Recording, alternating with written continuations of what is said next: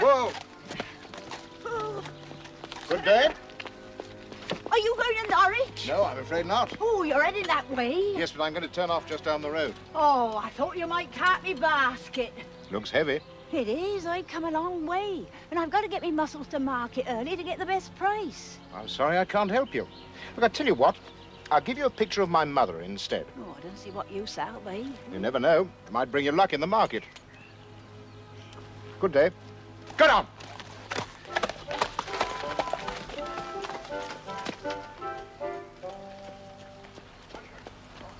It's a gold sovereign.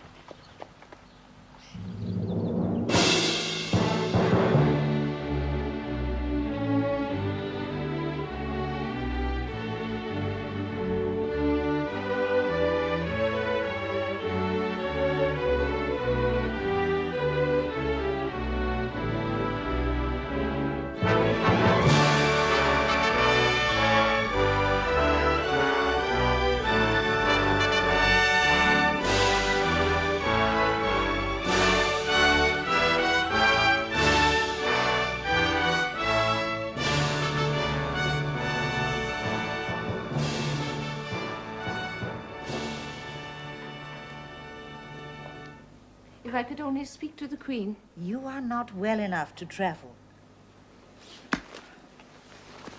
If we knew what the problem was, ma'am. Bertie! Alex, you're up. How was Sandringham? Coming along splendidly. I promised the builders a bonus if they finished in time for the baby. Well, well, Lady Max, Sir William, so it was all a false alarm, eh? By no means, sir. Dr. Gull expressly Doctors? forbade her. He expressly forbade Her Royal Highness to leave her bed. I had to see you. Oh, Ma'am? no. I want to speak to my husband. I'll wait in the study, sir. Very well. But I shall return in 5 minutes to take you back upstairs. Thank you, Lady Mac. She bullies me. Oh, she loves you very dearly, as they all do. Now, what is it, Alex? You know, Lenchen, this hideous marriage. Ah, well, we can't do anything about that. But we haven't even tried. Within less than a year of becoming king, my father lost half of his country. Schleswig and Holstein, both taken from him by the Prussians. And now this Prussian who calls himself Prince of Schleswig-Holstein is to marry Elena, your own sister. Well, it's not meant as an insult to Denmark. Of course not. We're not important enough. Oh, Alex. I can't go to the Queen, but you must. Lenchen is a sweet girl. She's the kindest of your sisters. She's being forced to marry a man she does not love. Well, how do you know she doesn't? She told me. He's old enough to be her father, dull and stupid. Is that the husband that you want for her? No. The Queen must be made to understand. Will you go to her? Promise me. Very well, I'll go to Windsor. I'll do what I can.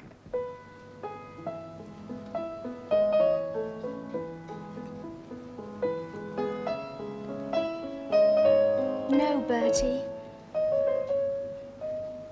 This Prince Christian, he's not the man for you. Someone must speak to Mamma. Please. Please, no. I must marry him. Lenchen. I always thought I would be the one who had to stay at home. When Mamma told me I was to marry, I couldn't believe it. I'd be free. Then when I met him, he was so different from what I imagined. I cried myself to sleep every night. Oh, my dear. Oh, you're in here. I'll tell Her Majesty. Thank you, Brown. Will you be wanting tea? No. Good. She's just had hers. I don't like that man. Oh, Mamma feels safe with him. Papa trusted him. She mustn't find Salome.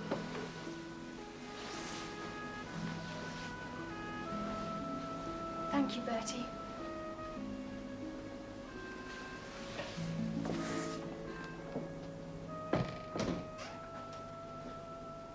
Thank you, John. How nice to see you. Mamma.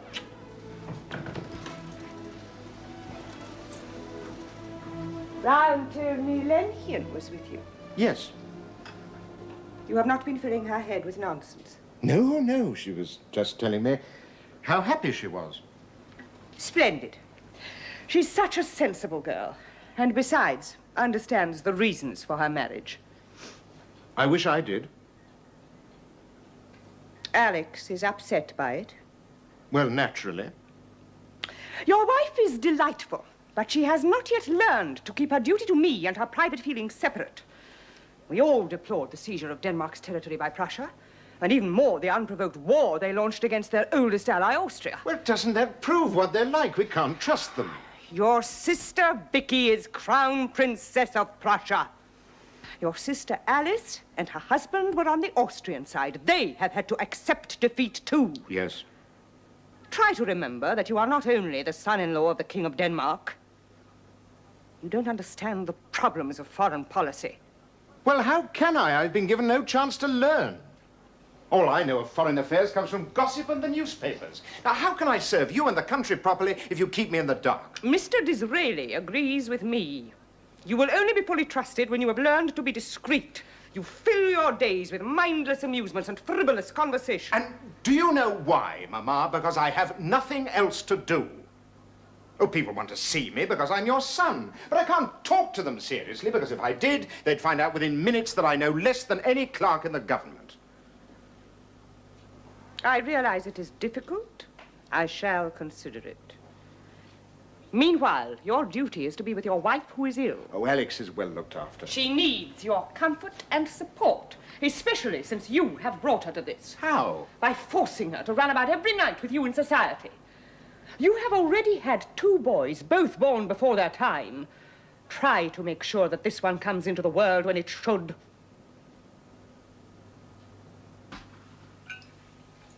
Her Royal Highness expected you back before this, sir. I had things to do.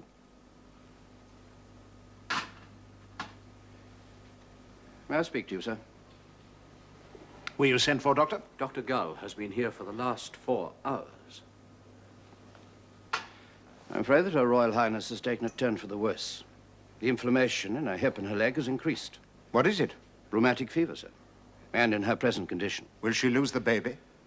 Not necessarily, sir. But it will undoubtedly once again be premature. She is already in great pain, sir. Well, can't you give her something? She would not even take a sleeping draught in case she was asleep when you return, sir.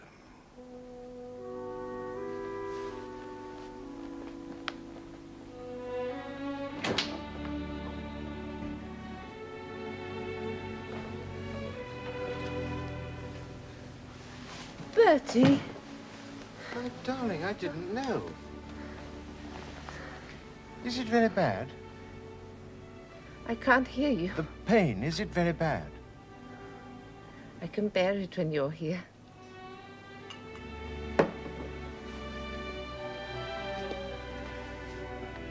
You must take this. No, I don't want to. You must sleep. And don't worry, I'll stay with you.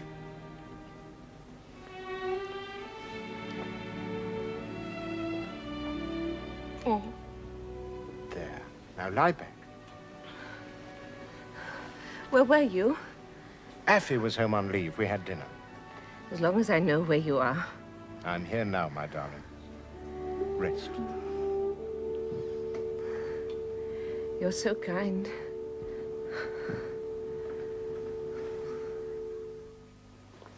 I like it when you report cabinet business to me, Mr. Disraeli. You flatter me, ma'am. No. You possess the power, like my late husband, of making problems intelligible, even interesting. I will confess, ma'am, that I tremble before an audience in the knowledge that I am to lay the thoughts of my government before so august a person as your Majesty. I think it is you who flatter, sir. On the contrary, your Majesty's life has been passed in constant communion with great men and the knowledge of important transactions. This rare experience will have given your Majesty a unique advantage of judgment which few living persons can rival. Well, I have certainly learned by experience. The Prime Minister has asked me to join his congratulations to mine on the occasion of the birth of your new grandchild. Lord Derby is most kind. I understand that Princess Alexandra is delighted to have a daughter. And once again, I missed the birth. It is my right to be at the confinement of my son's wife, but it seems it is not to be. I blame their self-indulgent way of life for her weak health. There have been letters in the newspapers, ma'am. And I agree with them. My son's duty is to set an example to society. But no, he goes where he likes, behaves as he likes, and I suppose once again he'll blame it on me for not giving him something to do. It's only brandy puffs and cream. There was a husband. Not another helping, Bertie. That makes 3. Thank you, Effie. My brother's never learned that it's rude to count. Harriet. Oh, I couldn't. Mordred, your wife's not eating. She has an appetite like a sparrow, sir. Oh, come on. Hortense, can I tempt you to anything? I'm sure it would be delicious, but I must think of my figure. Quite right. I think I know the secret of the ladies. They eat fit to bust before they come out, so they can put us all to shame later on. Don't give the game away, Charlie. Anyway, what's wrong with a bit of weight? Oh, what indeed? Are you here for the Hartington's ball, Miss Schneider? Oh, I'm afraid not. Monsieur Offenbach has offered me a part in his next production. I must return to Paris. Oh, dear. I didn't know you were that much of a singer. I am not, mon ami. But it is a small theater, and Offenbach says it is more important the public have someone to look at than to listen to. Good for him! Time he came over here. You don't find it difficult, then, being minister in attendance on the Queen? Not at all, Prime Minister. She writes about you most extravagantly. Ah, that's because I always contrive to bring her good news. She can never hide her feelings. When I told her that the French had abandoned their empire in Mexico, I really thought she was going to embrace me. You know how to handle her. Ah, but I do admire her most sincerely. Then can't you talk her into showing herself a bit more in public? You managed it once. I succeeded in coaxing her to open the Albert Hall. How many of those do we have to build? She's an intelligent woman. Can't she see what's happening? I'm afraid she refuses to believe it. Agitation, Republican clubs everywhere. It's getting worse than ever. More and more people say, what use is she? Royalty must not only work, but must be seen to work. Yet as long as she stays shut away in Windsor Castle and the Prince of Wales goes on as he does. Well, I might see what I can do. From something she said, I gather that the Prince is eager for more responsible employment. What, young Tum-Tum? Does he mean it? It'd certainly be one way to use his wife's popularity. That's the royal family's best asset at the moment. Now that Canada's become a dominion, we might make him Governor General. Well, I suppose he might be serious. When I told him he couldn't have any expenses for his visit to the Paris exhibition, he still went. Paid for himself. I don't suppose the presence of a certain young actress could have had anything to do with it.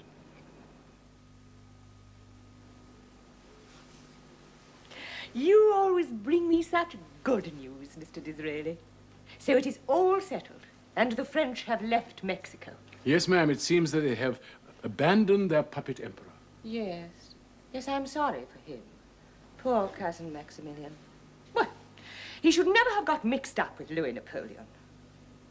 Do sit down. Oh, Your Majesty is most gracious. There is another matter, ma'am, more personal, concerning Your Majesty's virtual retirement. I do what is humanly possible. I understood my grief was to be respected. The Prince of Wales... No! Before you even ask, I will not give him an official post. He cannot be trusted to control his own opinions, let alone those of his wife. Dear madam, I would not presume to dictate what your relation should be to the heir. On the contrary. No. The real problem is that there is shortly to be a great military review at Aldershot, at which the presence of the sovereign is considered to be essential.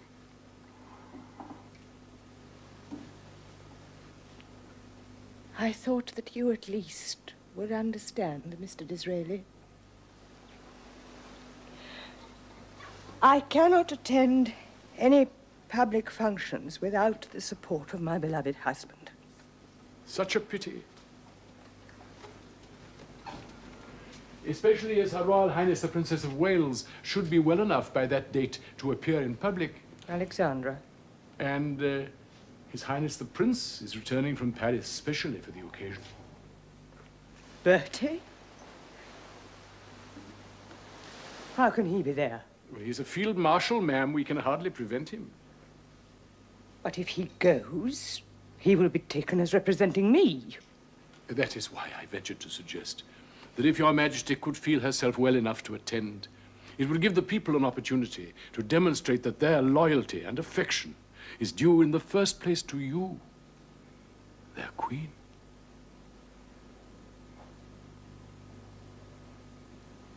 Yes.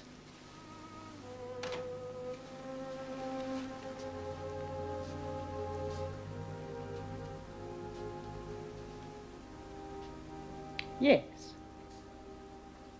I'm afraid, however, that the best laid schemes... Yes, she's declared full court mourning for the Emperor Maximilian. Yes, and now she has had the review cancelled. I can't help wishing that the Emperor had waited another week before getting himself shot. No, I'm sorry for Napoleon. I'm more sorry that I failed to get the Queen out of her seclusion. Might I speak frankly, sir? I'd welcome it. Our urgent need is to overcome Her Majesty's reluctance to appear in public. In order to tempt her, I ventured to suggest that the warmth of her reception might convince her without doubt that her personal popularity exceeds that of yourself and Princess Alexandra. I hope, sir, that you will not resent my having used you in this somewhat arbitrary way. Well, my only wish is to serve the country, Mr. Disraeli. If that's the only way in which I'm allowed to do so, I can't resent it. I am glad you have done me the honor to acquaint me with your real feelings, sir. If I may say so, our situations are not dissimilar. Like you, I too sit here waiting in the wings. I was always considered unreliable, and I am a Jew. People tell me I was foolhardy even to attempt to meddle in English politics. Oh, you may be Prime Minister soon. Possibly, but it may not last. The Tory party is weak and unpopular. However, one day, when I am more secure, I promise you I shall do all I can to be of some little use to you. And until then, eh? You must learn to be more tactful with your mother. I know, sir, you would wish me to be sincere. You must not appear to enter into competition with the Queen. That is the one thing she cannot stand.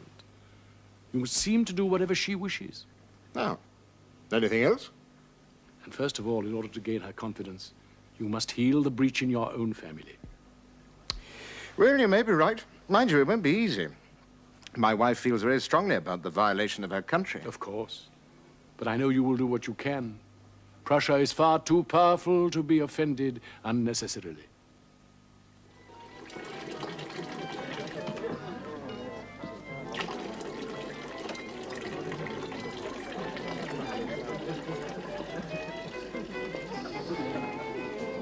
Here we are. Oh, foul stuff. Drink it up, Bertie. If it's good for me, it's good for you too. I really don't see why people come all the way to Germany just to drink soda water. I don't see why people come to Germany at all. Oh. All right, darling. It makes the Queen happy. That's worth a great deal. Skål. Oh, very well then, skål. Skål.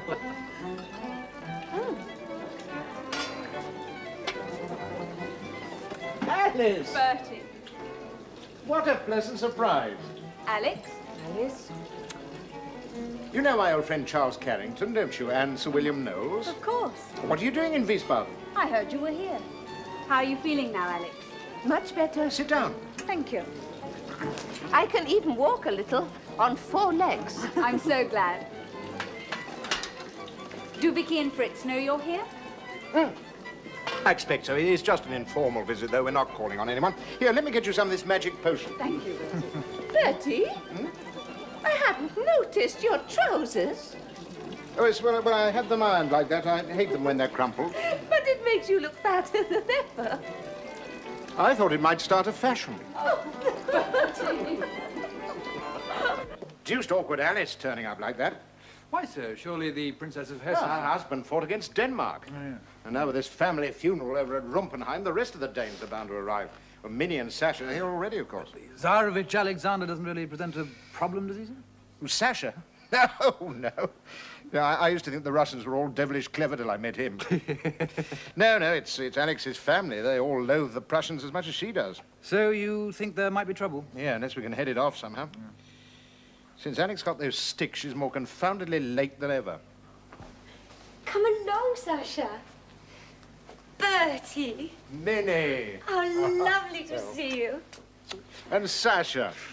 You remember Charles Carrington, don't you? Ma'am? I thought we were going to meet at your hotel. Oh, so we were, but I knew Alex was bound to be late, so I thought we'd save time. Ah, here she is at last. Alex, my darling. Minnie! Oh, you must come and sit down. I was so excited when I got your message. Oh, it's been so long. How are you? It's so lovely to see you. When did you get here? Oh, not so long. Well, Sasha, do you have a good trip? Oh, good. Minnie looks well. Mind you, you won't be enjoying the break as much as we are. All those people to meet. Oh, no people. Well, I mean, you had to call on the King and Queen of Prussia, surely. Don't you know? We were going to, but Minnie received a letter from Alex asking us not to, so we refused. I was so sorry to miss the wedding. Oh, it was good of you to let Bertie come. He was a great hit with the ladies of St. Petersburg. Yes, so everyone says. Quite a few wish to be remembered. Yes, all right, Minnie. Well, shall we go into dinner? Oh, Alex, darling, do you have to stay here? Thank you. Mother and Tyra are at Rumpenheim, and Willie. Oh, there's plenty of room. Come along, Sasha. Why don't you come and see us? Could we, Bertie? Yes, it'd do you good to be with your family for a while. You'd enjoy it. You'd come too? Well, Charlie and I have been thinking of going on to the races at Baden for a few days, but you go, my darling. We'll only be gone a week. Oh, then we can all meet again here. Oh, Alex, darling, it will be such fun. So many things to do. Sir, are we really going to Baden, sir? Yeah, it might be safer. It's better if we all get away from here.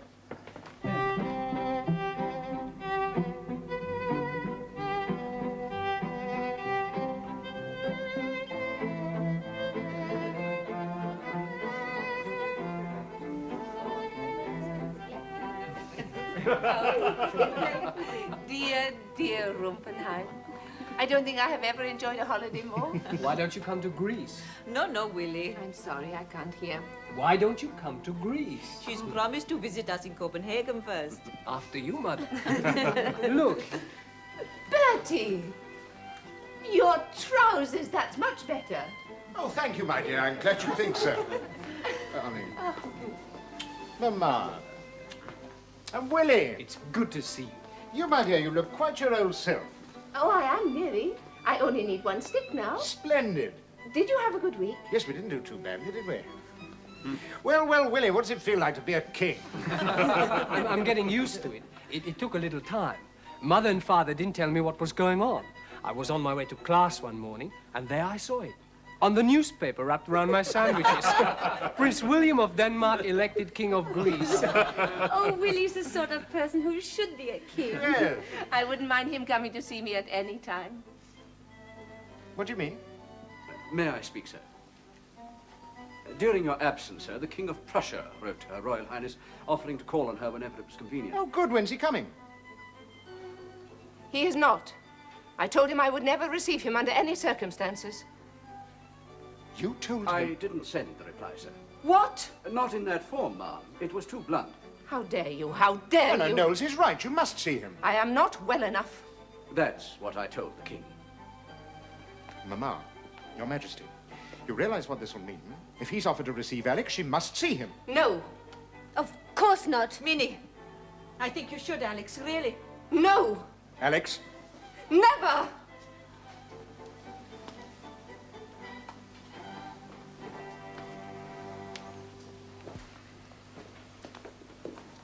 Alex, please. For my sake. No. The king knows you are much better, Alex. He has taken great offense. I might have known that you would support him. That is unfair. No one has suffered more from Prussian arrogance than I have. Alice and Vicky and Fritz and my father. All the good that they've done from the inside will be destroyed. Now, I beg you to see him. See him yourself if you must. If I offer to meet him now instead of you, it'll be taken as a deliberate insult. It is too late for that anyway. He's right, Alex. Sasha, will you see him? No. Let Sasha speak for himself. I do not think so. In any case, he is not asked to meet me. Why are you crawling to those Prussians? Mama! Well, if he does call, I shall meet him. Mama, you cannot! She is wiser than you. It is a question of common sense. It is a question of feeling. I shall never forget what happened to my country. Crawl if you must. I shall never forgive, never. That's enough! It is your duty to put your personal feelings behind you. It's time you all realized who I am and what I am. The others may do as they please, but you, madam, will behave as my wife. You shall receive the King of Prussia.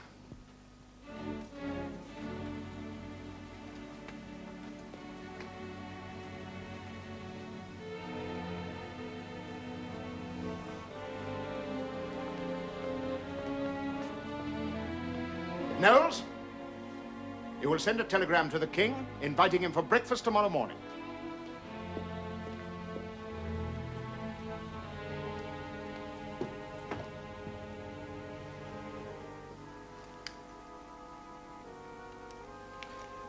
Should be here any moment. Yes.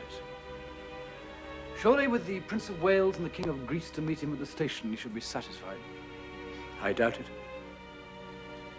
Any sign of the others? The Tsarevich and his wife left this morning.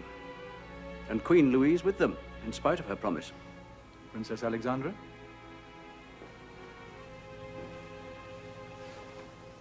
Morning, ma'am. Your Royal Highness looks pale this morning. Small wonder, Sir William. You are doing what is right. I am being forced against my will and my conscience to meet this man, though I cannot promise what my reaction will be when I see him.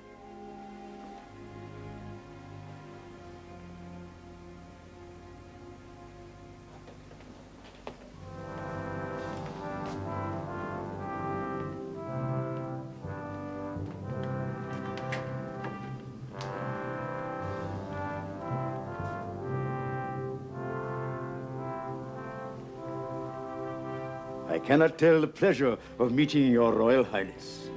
I was disturbed at the reports of your illness. They were exaggerated, sir. But not the reports of your beauty. Ah, Alice, my dear. I can't tell you how grateful I am. The Queen will be very pleased. I did not do it for your mother, nor your country. I did it for you.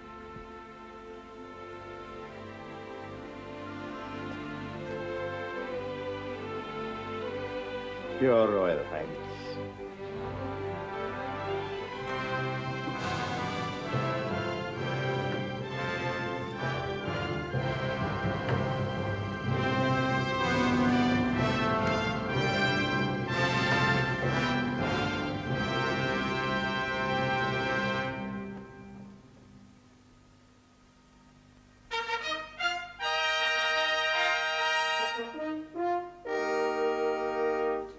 Yes, I'm very pleased with you both. During the past 2 years, you have behaved in an exemplary fashion. Thank you, Mama. More tea, Alex? No, thank you, Lenchen. I was particularly pleased by your reception in Ireland. I had grave doubts about your paying a state visit there, particularly at a time of such unrest. It was not without risk. They would have preferred to see you. Perhaps one day. George, what are you doing? Georgie. Stop it. Stop it at once. George, you are not behaving like a little gentleman, more like a little dog. And doggies do not sit at the table, but underneath. Go under the table. Mama. Under the table. I think perhaps that was a little hard, Mama. Nonsense. You're far too lenient. It's time you hired a governess to discipline them. But, Mama, if you treat children too severely at that age, they become shy, and then they start to fear those that they ought to love. We never indulged any of you, and it has had no ill effect. Georgie! What? What are you doing? You said I was a little doggy and doggies don't wear any clothes. Woof, woof. It's all right, Alex. Georgie, you naughty boy.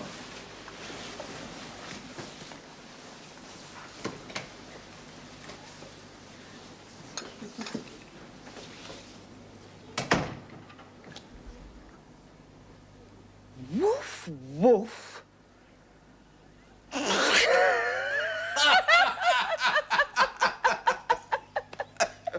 Oh, children are a joy. I never want my home to be without grandchildren. That is why I insisted on Lenhian and her husband staying near me.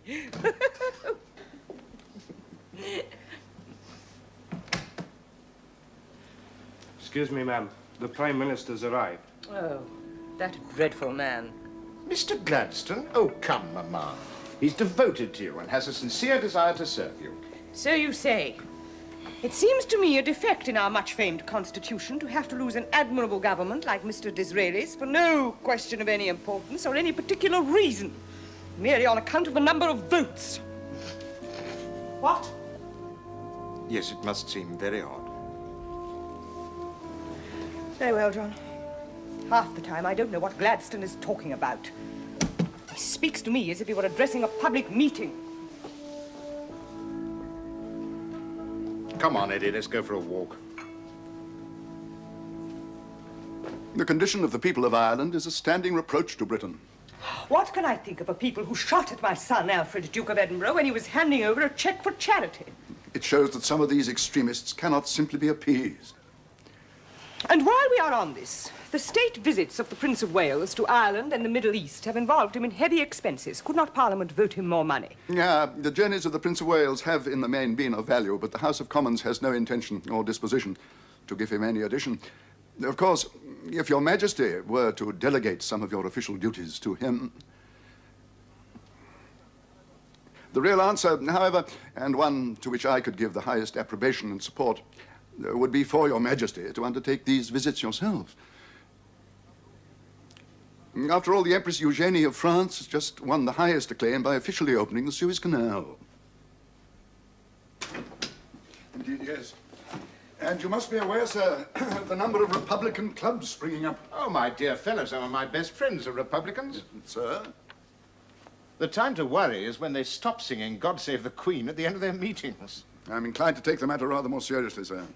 If we take it seriously, Mr. Gladstone, the danger is that it may become so. Hmm? Now, come on, why did you really come and see me?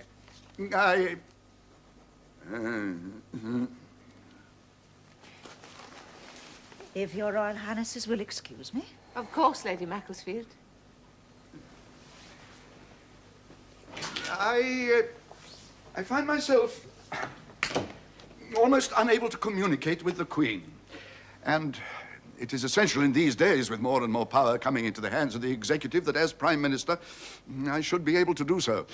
I feel she resents me, particularly over appointments. She will not realize that if she insists on fighting the government, the monarchy itself is in danger. Oh, yes. Please. Oh, I came to ask if you could use your influence. With the Queen? Don't you know that I have no political influence, especially not with my mother? If I had, do you think that I'd be happy to live as I do? That all I want to do in life is open bridges and lay foundation stones? Have you asked her to let you do more? Yeah. Forgive me. Perhaps we can help each other. Others have tried, Mr. Gladstone. However, I'll certainly do what I can for you. Thank you, sir. I've taken up too much of your time. Not at all. Sir? We have often thought of inviting you, but we're afraid it might be misunderstood. I should have been honored. Perhaps you could bring Mrs. Gladstone to visit us. We are completely at your disposal, ma'am. Oh, Lord Carrington. Ma'am. Charlie! Sorry to barge in, sir. No, you're always welcome, you know that. Sit down. Yes. Well, I may not be this time. Oh, what's the trouble? Have you heard about the Mordens? Mordens? Yes, Harriet's had a baby. Her husband's going to divorce her. Good God. Apparently the child was born blind, and with the shock she thought it was a punishment, and so she's confessed to adultery with 3 different men. All of them friends of his. And he's going through with it? I'm afraid so. I mean, do they know what they're doing? It means social ruin for all of them, won't it? Who were they? Lord Coles, Freddie Johnson, and you, sir.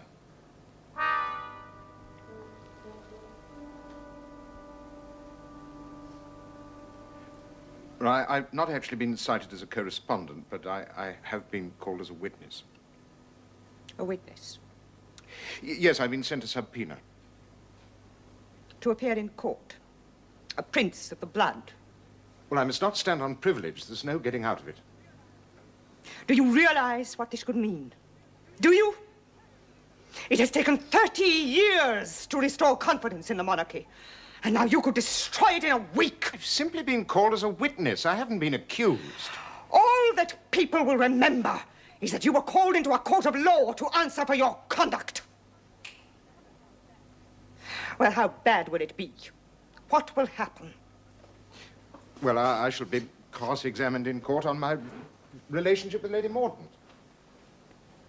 Merely on account of what she said in hysteria. Well, I wrote her some letters. I found her amusing. I should have thought even you.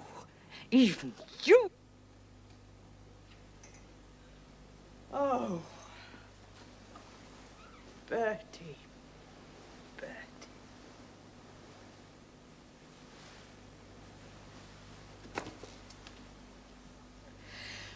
Of course you are innocent. You have no need to tell me. Only try to remember that your life is like a city set upon a hill. Everything you do, everywhere you go, is known, and people delight in believing the worst of us.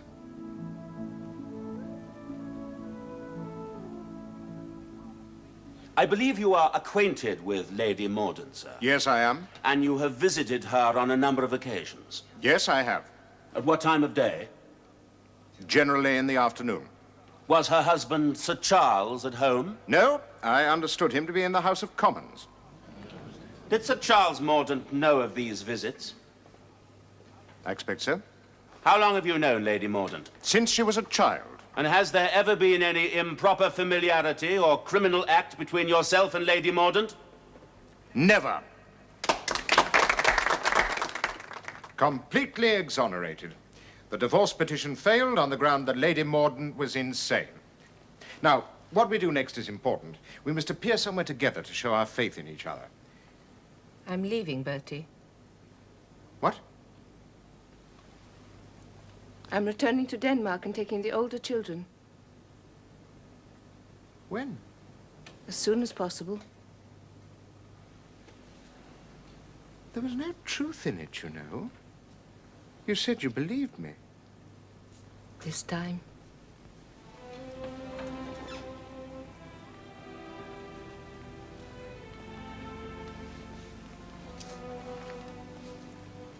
How long will you be gone?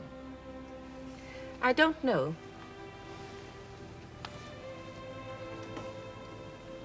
You're right. We should be seen together tonight, but tomorrow I'm leaving.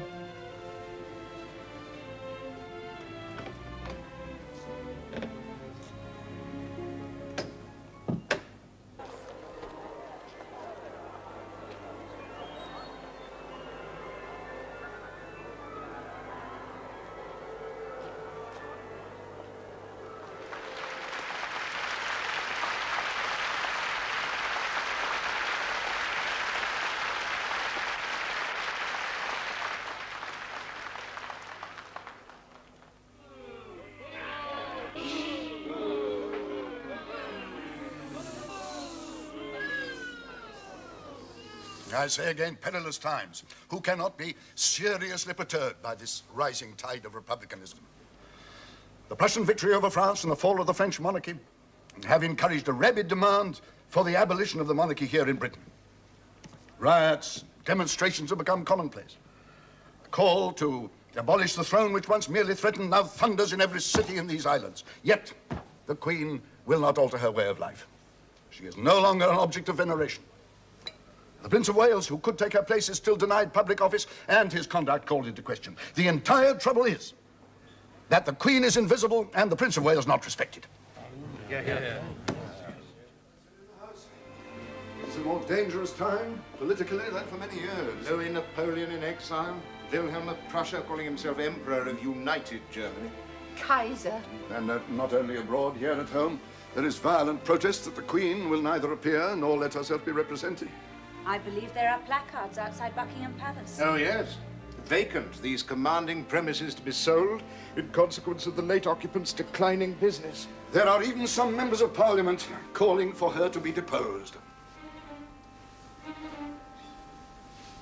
Bertie, are you all right? What? Yes, I'm just a bit tired, that's all. But since you come home, my darling, I feel 1,000 times better. Your Royal Highness's return was the only good thing to have come out of the war. Mamma was quite right to send for you. It was far too dangerous for the children to stay in Denmark. I'm very happy to be back and in our new home at last. Bertie? He's been having dizzy spells. Why, you're shivering. Alice, we must get a doctor. Come. No, slowly. There, no, it's all right. Leaving me.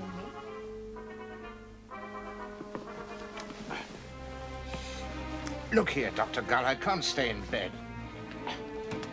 I won't answer for the consequences if you don't, sir.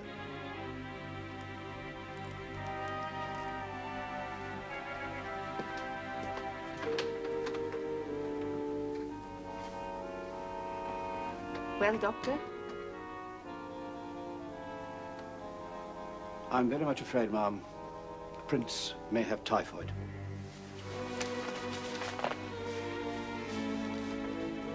How soon will it develop? I believe very soon.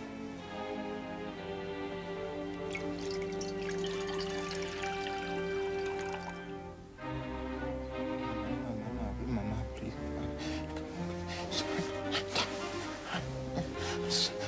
I'm sorry.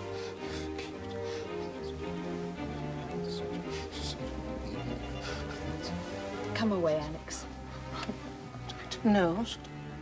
Dr. Gull says we must not go too near him. If he's disturbed, it could be very serious. I can't hear what he's saying. It's best not to try.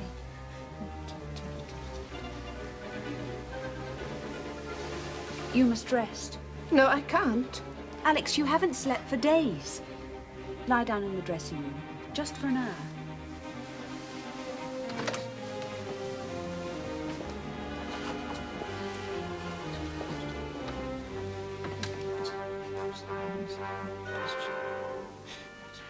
I can't stand waiting. Do they know where he got it? At a lodge near Scarborough. Some of the other guests collapsed too. Lord Chesterfield is dead already. Hadn't we better tell Mother? She's not well enough to be told.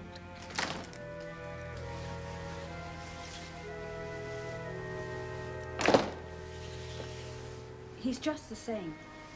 It's heartbreaking to know there's nothing you can do. We must just leave it to Providence. Providence? There's no such thing.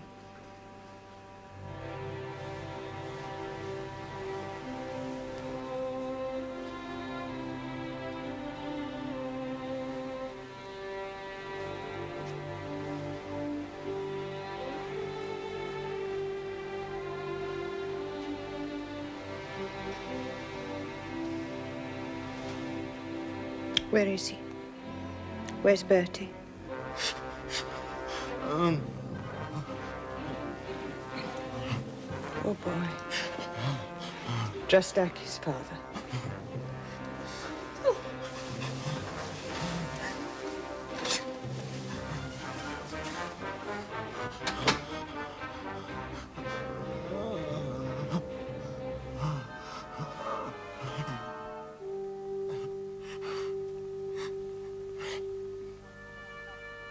Not another bulletin. The demand for news is insatiable, Your Royal Highness.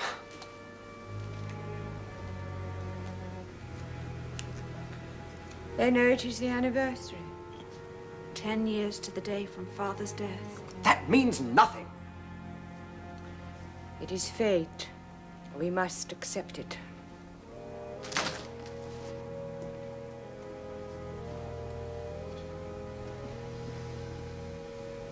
I'm very much afraid, Your Majesty, that the end is near.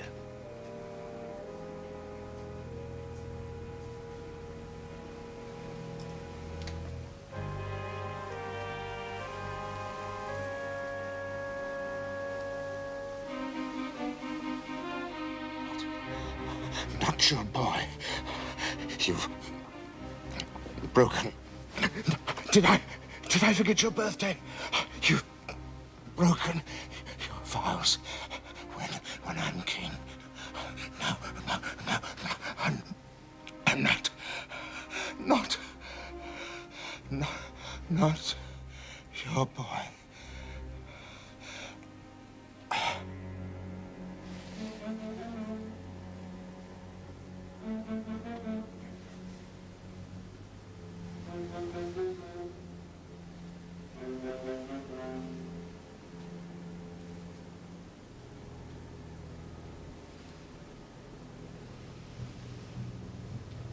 Crisis is passing. I believe he'll recover.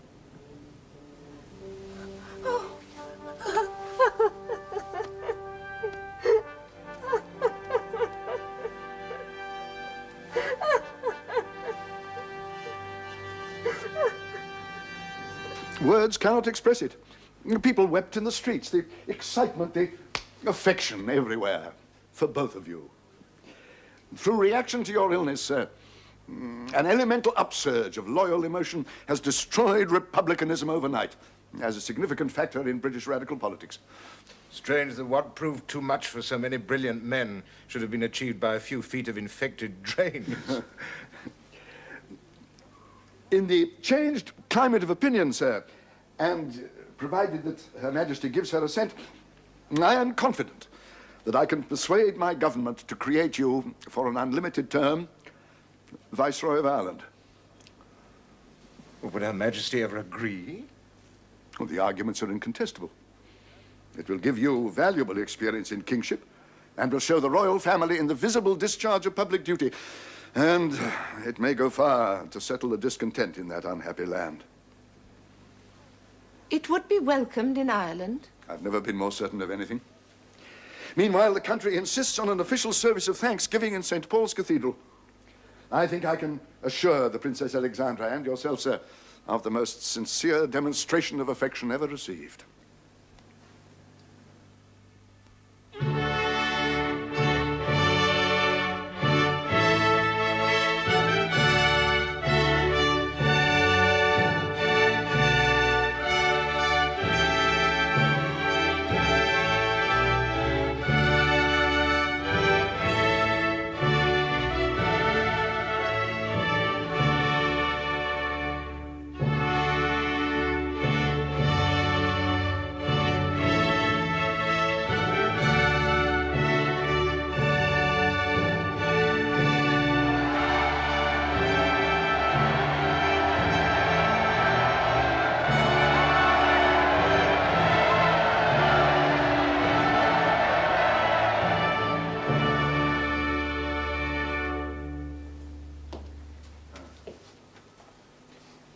William. I have just come from the Queen. The reception at the cathedral has proved to her the people's unshaken loyalty to the throne, which she feels she cannot lessen by sharing it with anyone else. She utterly rejects the Irish plan and any other that I may present to her. Did she say what she had in mind for me? Her words were any encouragement to his constant love of running about and not keeping at home or near the Queen is seriously to be deprecated. I shall, of course, press the matter again